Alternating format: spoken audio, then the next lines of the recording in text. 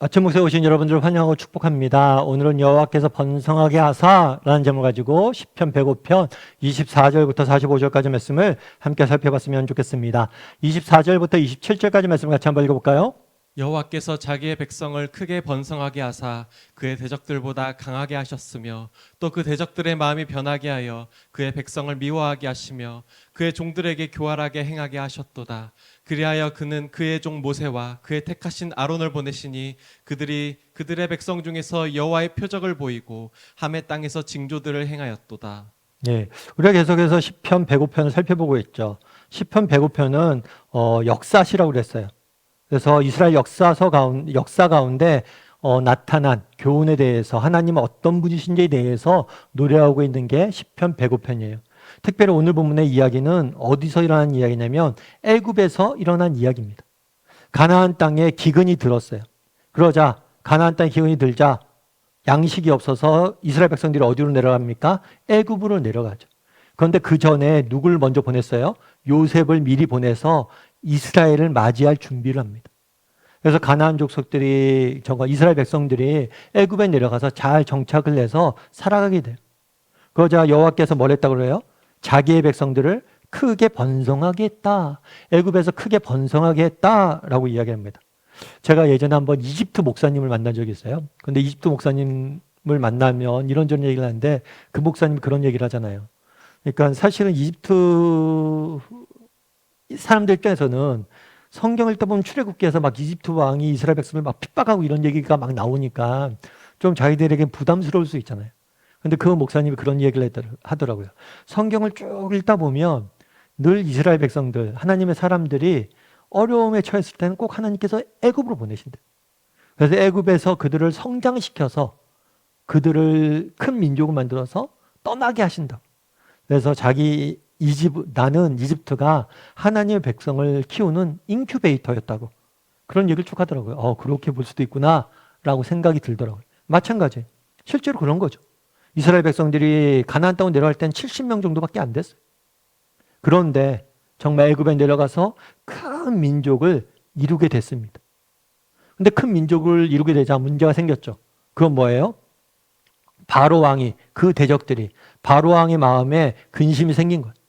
너무 숫자가 많아지니까 이 사람들이 혹시 반란하면 어떡할까? 그래서 이들을 뭘 하기 시작했어요? 핍박하기 시작합니다. 그러자 하나님께서 뭘 했어요? 모세와 아론을 보냈죠. 그래서 그들을 구원해내는 모습들을 우리는 보게 됩니다. 그래서 여기서 우리가 알 수 있는 건 뭐냐? 하나님의 손길이. 정말 하나님께서 애굽에 내려갔어요. 가나안 땅에서 기근이 들었어요. 애굽에 내려갔어요. 어쩌면 그들은 하나님의 큰 계획을 몰랐을 거예요. 왜 우리를 이 험한 땅에? 원래 하나님께서 가나안 땅에 보내실 거잖아요. 근데 왜 이 땅을 떠나게 하시고 또 남다른 땅에 가서 무려 400년을 지내야만 됐거든요. 근데 왜? 그런데 하나님의 선한 계획이 있었던 거예요. 그곳에서 그들을 큰 민족으로 만들어서 다시 가나안 땅에 돌아오려고 한 계획이 있었던 거예요. 우리도 마찬가지. 정말 우리도 뭘 해야 돼요? 정말 이 땅을 살다 보면 하나님이 좀 희미해 보일 때가 있어요. 하나님 계획이 다 보이지 않을 때가 있어요. 좀 이해가 안 되는 현실을 좀 만날 때가 있어요. 그럴 때라도 정말 하나님의 선한 계획들을 신뢰할 수 있어요. 그런 다음에 계속해서 시편 기자는 이렇게 노래합니다. 같이 한번 읽어볼까요? 39절부터 41절까지 말씀을. 여호와께서 낮에는 구름을 펴사 덮개를 삼으시고 밤에는 불로 밝히셨으며 그들이 구한즉 메추라기를 가져오시고 또 하늘의 양식으로 그들을 만족하게 하셨도다. 반석을 여신즉 물이 흘러나와 마른 땅에 강같이 흘렀으니. 예, 이스라엘 백성들이 출애굽을 했습니다.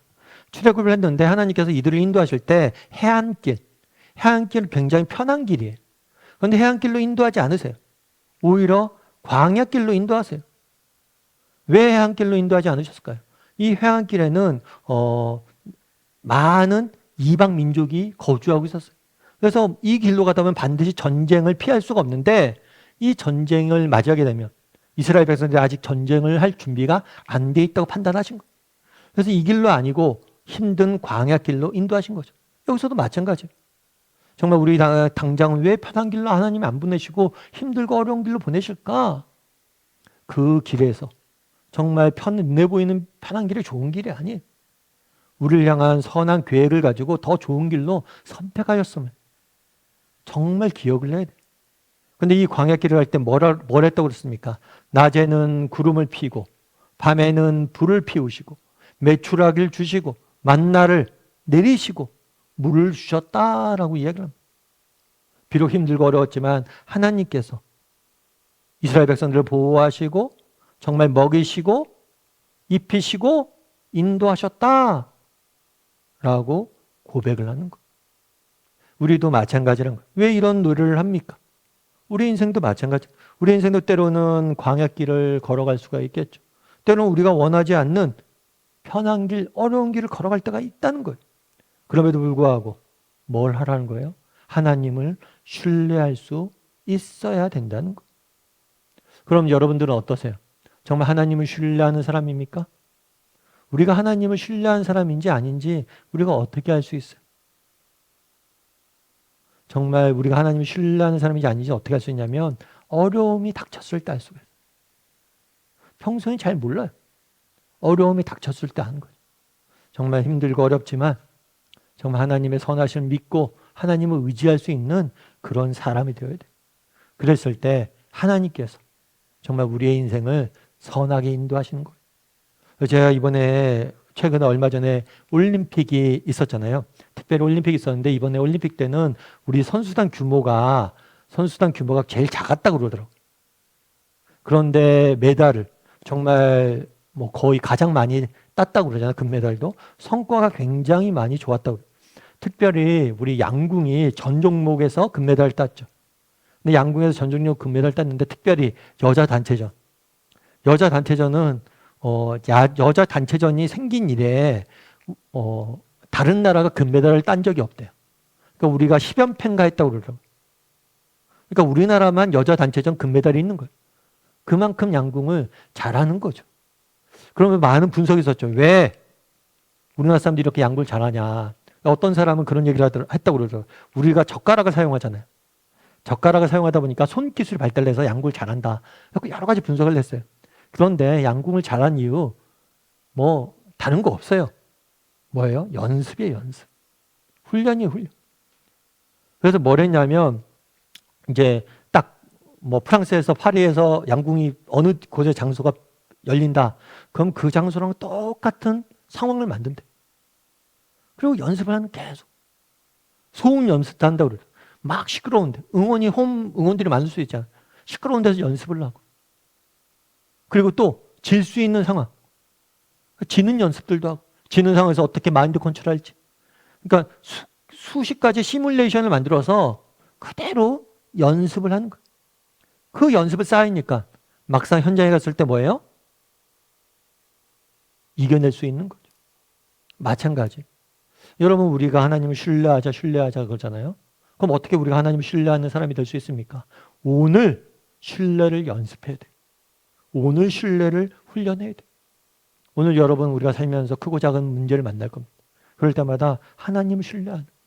그래 하나님이 원하시는 뜻이 무엇일까? 그래 하나님의 선한 뜻이 있을 거야. 그런 믿음을 가지고 정말 신뢰하는 훈련을 하루하루 하는 거예요. 그러다 보면 정말 힘들고 어려운 인생의 고난을 만나도 우리는 여전히 하나님을 신뢰할 수 있는 사람이 되는 거예요. 여러분 신앙은 연습입니다. 신앙은 훈련이에요. 신앙은 시뮬레이션이에요. 오늘 하루도 정말 하나님을 신뢰하는 것들을 훈련했으면 좋겠어요. 정말 인생에 여러 가지 크고 작은 문제가 있을 때 하나님을 신뢰하고 하나님 옆에 기도하고 하나님을 의지하고 나가는 훈련하는 하루가 되었으면 좋겠어요. 그랬을 때 이런 하루하루의 삶이 쌓여서 정말 우리를 정말 신뢰의 사람으로 정말 아름답게 빚어갈 겁니다. 그런 믿음을 가지고 어떤 형편, 어떤 상황 속에서도 정말 하나님을 신뢰하자. 우리 하나님께서 반드시 우리를 먹이시고 보호하시고 인도하셔서 우리를 아름답게 빚으실 것이다. 이런 믿음을 가지고 하루하루 살아가는 저나 여러분이 되기를 주님의 이름으로 소원합니다. 우리 함께 기도했으면 좋겠는데요. 기도하실 때 오늘 말씀 기억하면서 기도했으면 좋겠습니다. 정말 그날에 하나님께서 정말 애굽에서 정말 출애굽한 이스라엘 백성들을 광야길로 인도하십니다. 왜 편한 해안길로 인도하지 않으시고 왜 광야길로 인도하실까? 의문이 들을 수 있습니다.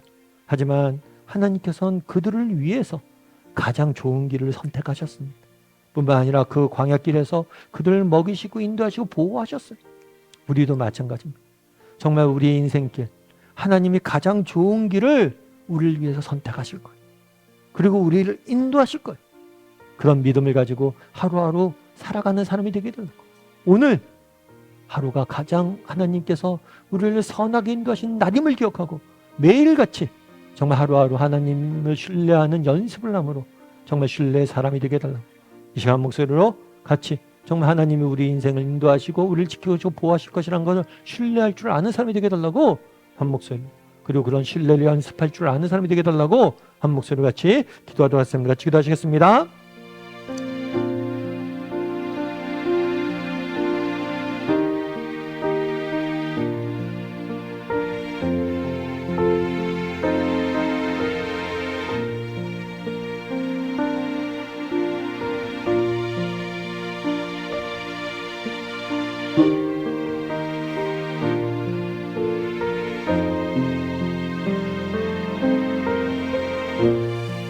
사랑의 하나님, 그날에 정말 애굽에서 핍박받던 이스라엘 백성들을 인도해 내셔서 광야길로 인도하신 하나님의 모습을 살펴보았습니다.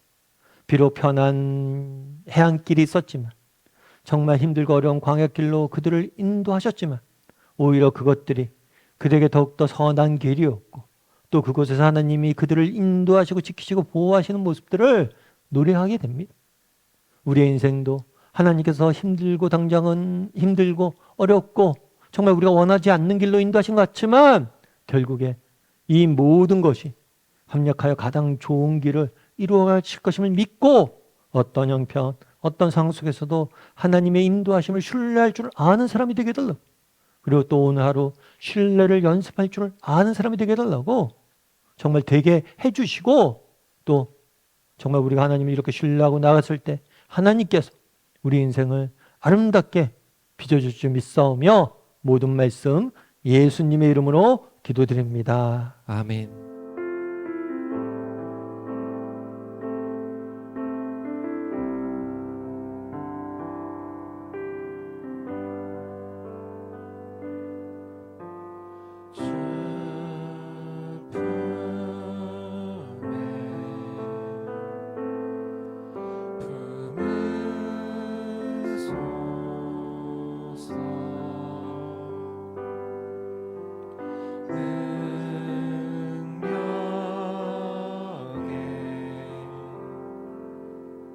발로 덮으소서.